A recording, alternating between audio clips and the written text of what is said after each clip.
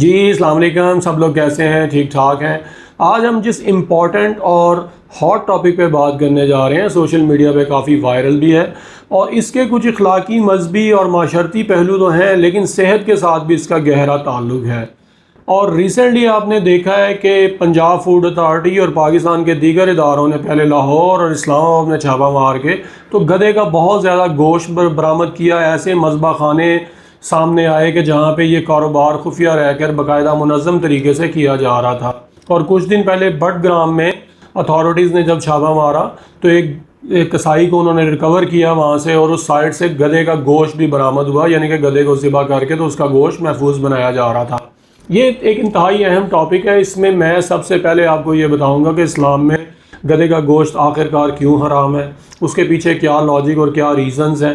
دوسری امپورٹنٹ چیز یہ ہے کہ آیا اس کاروبار سے، کیونکہ یہ پاکستان میں اللیگل کاروبار ہے، اس کے باوجود لوگ یہ کرنے پہ مضر کیوں ہیں اور اس کے پیچھے بینیفٹس کیا ہیں۔ اور جو سب سے امپورٹنٹ پارٹ ہے اس ویڈیو کا، جو کہ انتہائی ضروری ہے، کہ آپ بیف، مٹن سے گدھے کے گوشت کو کیسے ڈیفرینشیٹ کر سکتے ہیں، وہ کیا نشانی ہے کہ جس سے آپ پہچان سکیں کہ یہ گدھے کا گوشت ہے اور وہ کھانے سے محفوظ رہیں۔ تو لہٰذا اس ویڈیو کو اینڈ تک ضرور دیکھیے گا۔ سب سے پہلی چیز یہ ہے کہ دیکھیں، اسلام میں گدھے کے گوشت کو حرام اس لیے قرار دیا گیا ہے کہ یہ انتہائی مضر صحت ہے۔ اس میں ایسے پیراسائٹس ہیں جو کہ مختلف بیماریوں کا موجب بنتے ہیں۔ ایون کہ گدھا اور گھوڑا اگر کسی نے پالا ہوا ہے اور وہ احتیاط نہیں کرتا تو اس سے بھی یہ کنٹیجیس بیماریاں اس کے اونر کو لگ سکتی ہیں اگر وہ احتیاط نہ کرے تو۔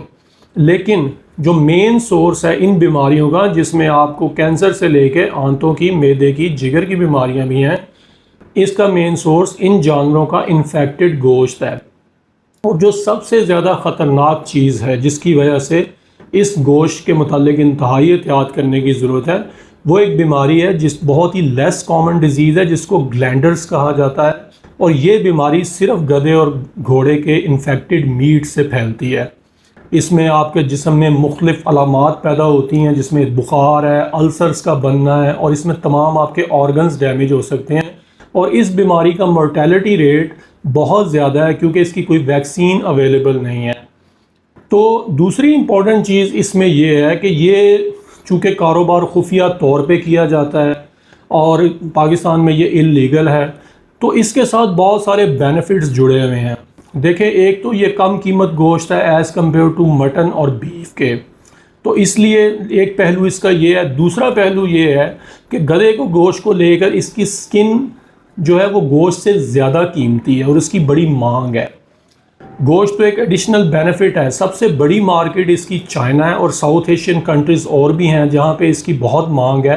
لیکن چائنا میں اس کی مانگ اس لیے بھی زیادہ ہے کہ چائنیز جو ہیں، اس سے ایک ان کی لوکل چائنیز فیمس میڈیسن ہے ایجی آؤ کے نام سے۔ یہ میڈیسن گدھے میں ایک کانٹینٹ موجود ہوتا ہے گیلاٹین کا، جس سے یہ میڈیسن بنائی جاتی ہے، اور یہ سیکچول پرفارمنس سے لے کے خون کی کمی اور سٹیمنا کے لیے چائنیز بہت استعمال کرتے ہیں، تو اس لیے اس کی امپورٹنس ہے، اور یہ ایک منافع بخش کاروبار سمجھا جاتا ہے۔ اس میں اب ایک جو سب سے امپورٹنٹ پارٹ کی طرف آتے ہیں کہ دیکھیں کہ آپ اس گوشت کو کیسے پہچانیں گے، بیف اور مٹن سے کیسے الگ کریں گے کہ آپ یہ کھانے سے باز رہیں۔ اس کی کچھ ایسی نشانیاں ہیں، اور یہ سب سے امپورٹنٹ پارٹ ہے اس ویڈیو کا، جس سے آپ اس کو باقیوں سے سیپریٹ کر سکتے ہیں۔ دیکھیں، سب سے پہلی چیز یہ ہے کہ گدھے کا گوشت جو ہے اس کا کلر، یہ انتہائی لال کلر کا گوشت ہوتا ہے، جبکہ آپ کمپیئر کریں بیف اور مٹن کو تو وہ پنکش ہوتا ہے۔ دوسری چیز ہے اس کی چربی، کہ گدھے کا گوشت میں چربی کی مقدار ایز کمپیئر ٹو بیف اور مٹن کے کم ہوتی ہے، اور اس کی چربی کا کلر یلوش ہوتا ہے، یعنی کہ ہلکا پیلے مائل ہوتا ہے، جبکہ یہی بیف اور مٹن میں آپ دیکھیں تو وہاں پہ اس کی چربی کا کلر سفید ہوتا ہے۔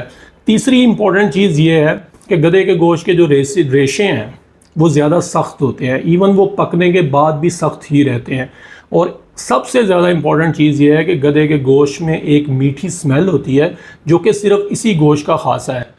ایون اگر آپ کچا گوشت خریدیں گے تو اس میں بڑی واضح آپ کو یہ سمیل محسوس ہوگی، اور ایون کہ بہت 100 ڈگری سینٹی گریڈ پہ آپ پکا بھی لیں گے تو یہ سمیل اس میں رہتی ہے۔